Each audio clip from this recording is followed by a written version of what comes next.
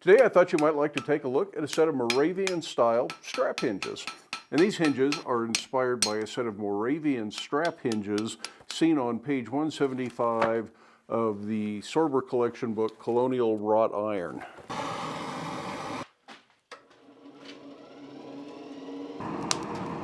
I'm going to use some 8x1 for this set of hinges, so that's about 3mm by 25mm. For the split portion, I'm starting with about 10 inches, so that's around 250mm, and then I'm going to go with about 12 inches for the other piece. It's a little more than 280 centimeters. Nothing magical about the measurements. I'm going to put forge welded eyes on these, so I'm going to go ahead and set these up and weld all 4 eyes before I go on to do anything else to each hinge. That way I've got a good clean fire for the forge welds. This starts by thinning out the end so that we have something that blends easier with the strap at the hinge.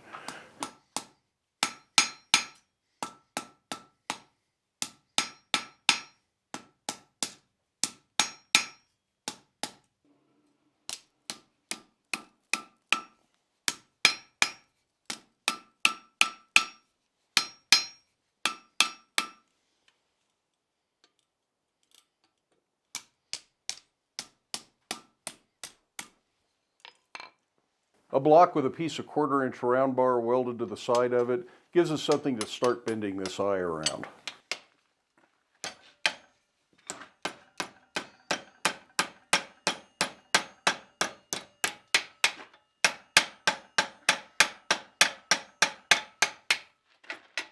Then we'll go ahead and finish it up with a round drift made just for this purpose.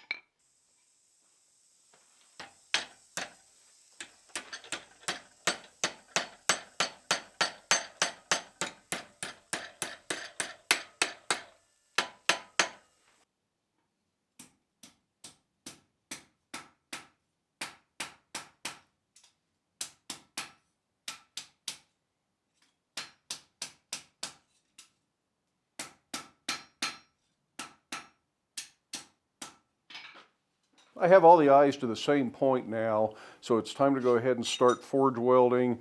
I want the back open up just a little bit so I get some flux in, and then I'll close it up and bring it up to welding heat nice and slowly. If you try to heat this up too fast, you're probably going to burn this thin material.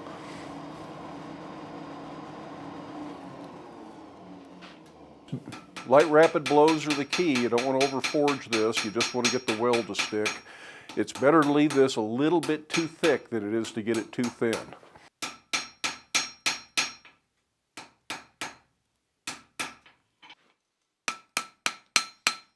This is also a good time to run that drift back through again.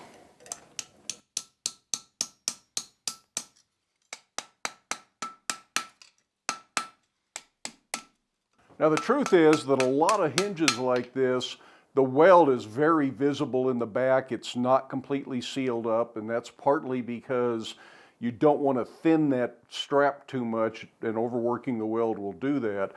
But also there's probably going to be a screw hole right through the middle of that weld, and even if it wasn't welded at all, it would still be stronger than a regular wrapped eye hinge. So don't stress out too much about a perfect weld in this case. And because of that, this is not a bad first weld to do. You can still use the project even if the weld breaks. But driving that pin through stresses the weld a little bit, and this weld did not open, so it's a good weld even if you can see the scarf on the back side of it.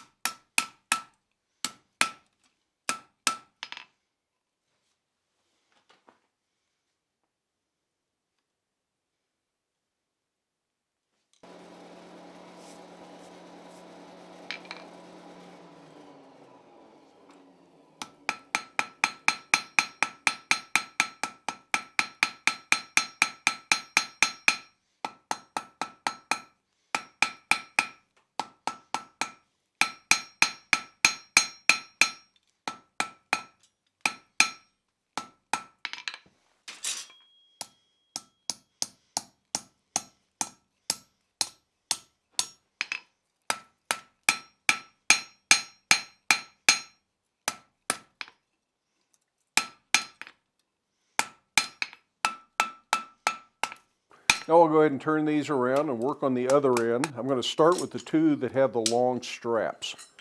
The two short ones are going to be way too long, but that gave me enough material to hold it comfortably while I was doing the forge weld. I'll probably cut about half of that off. I'm setting off a bit to use as a finial right at the edge of the anvil. You can certainly use a small spring folder, but this works if you don't happen to have one.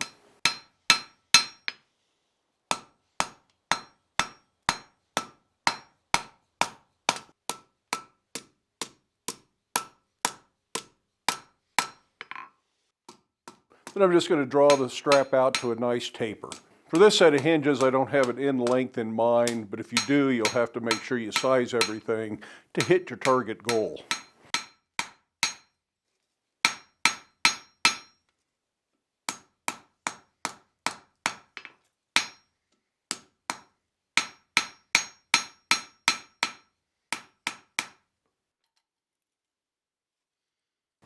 I think I'm going to turn this into a spade finial, and most of that will just be cut with a chisel.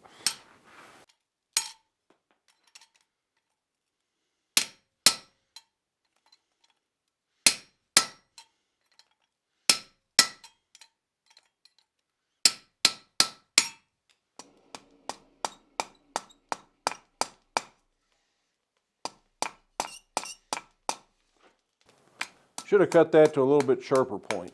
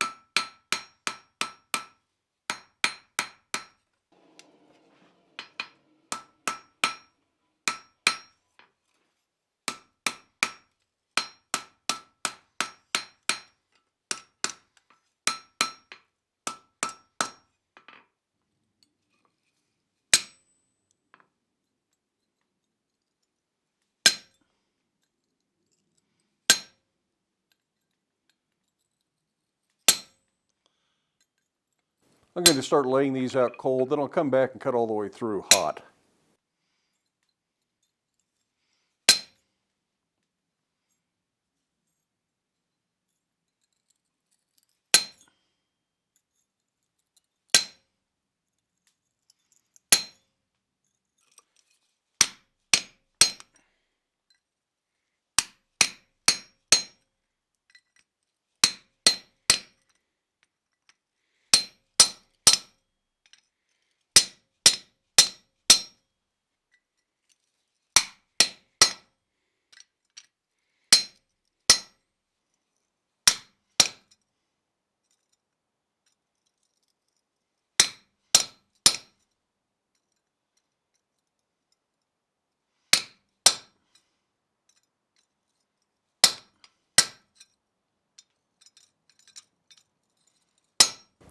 This will all need to be cleaned up some with a file.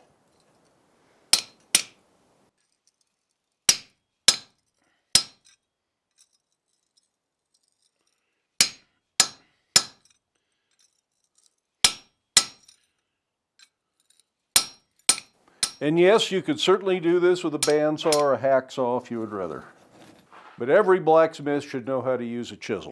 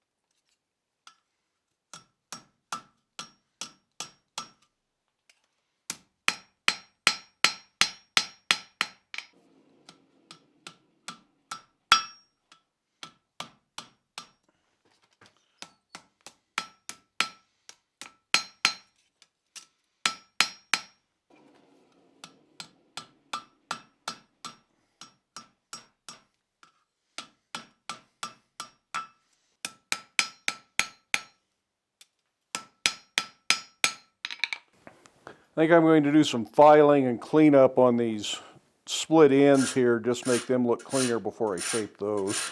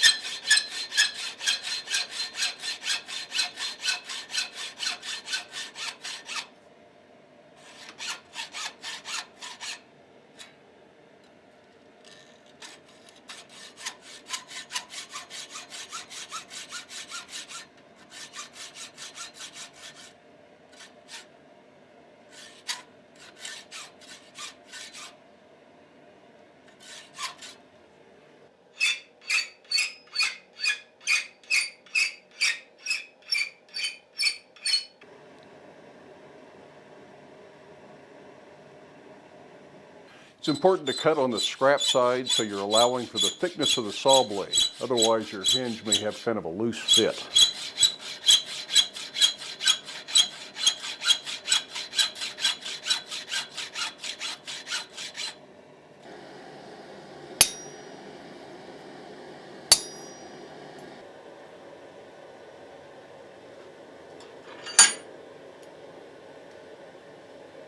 It's better for this to be just a little bit tight so you can file it to fit than for it to be too loose.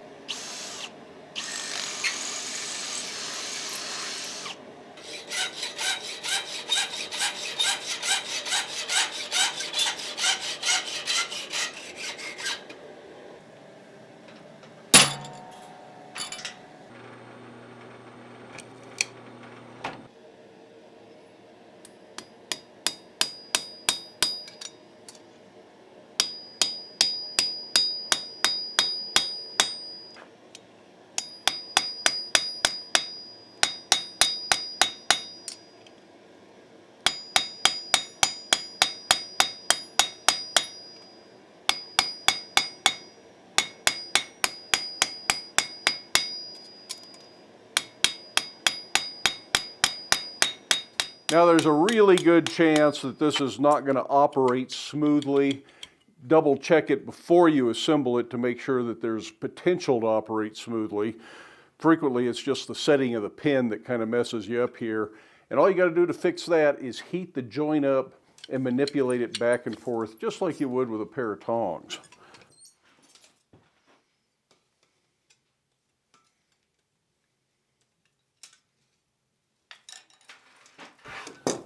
One last check to make sure everything's straight and in line.